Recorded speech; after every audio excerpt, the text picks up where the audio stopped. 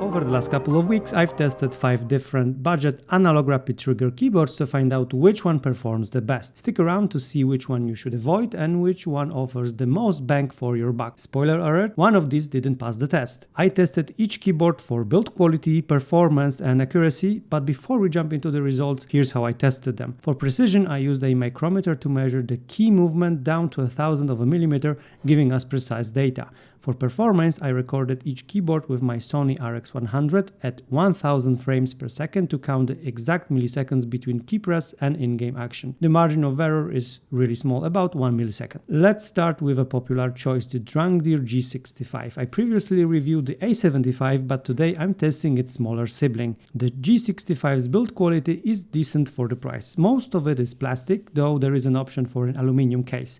But that bumps the price. We'll focus on the budget options here, so I stuck with the plastic. When it comes to sound, it actually beats some big names like the Apex Pro from SteelSeries and the Razer Huntsman V3. Take a listen for yourself.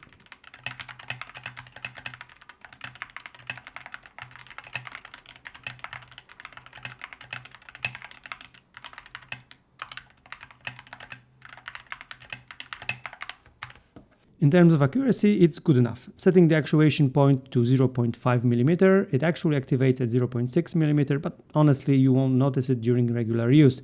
The rapid trigger sensitivity is also impressive, resetting faster than the manufacturer claims, but nothing to worry about. It's a solid performer with an average delay of 24.7 milliseconds. Definitely a contender if you're looking for a budget-friendly performance. Next up is the Redragon Fizz K617, one of the cheapest rapid trigger keyboards out there. But here's the thing, cheap comes with trade-offs. The build quality is, well, not great, but for the price that's expected.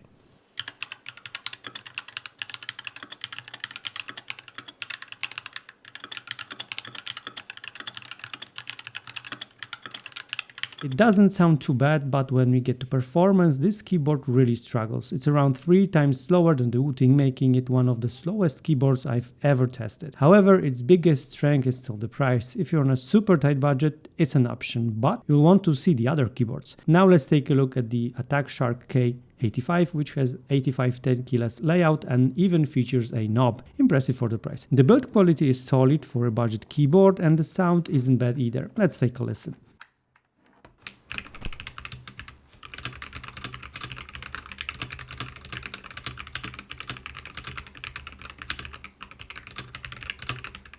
Here's where things get tricky, the analog behavior. The keyboard activates and deactivates unpredictably, especially when you hold the key at the activation point. This is a big issue for gaming where you sometimes need to hold buttons down, it just can't handle it.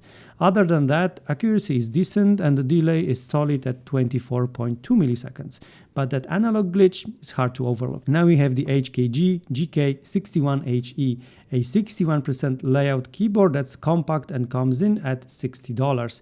The build quality is about what you expect for the price, fuzzy legends and an unfinished feel, but at this price point that's not surprising.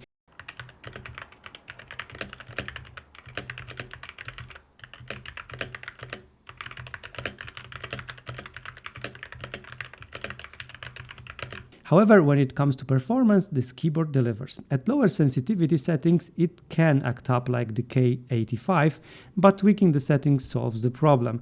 At 23.1 millisecond average delay, it's super fast and definitely holds its own against pricier competitors like Wooting.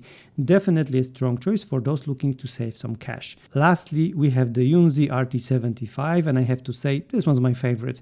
The build quality is excellent and the 75% layout is ideal. Functional without taking up too much desk space. Plus, it sounds great.